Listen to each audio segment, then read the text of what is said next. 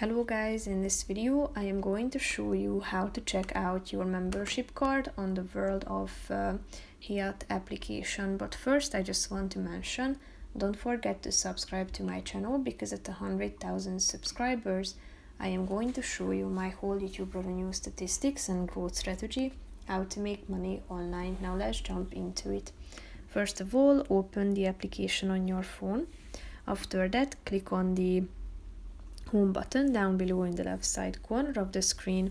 Then go to the top of the page and tap on member.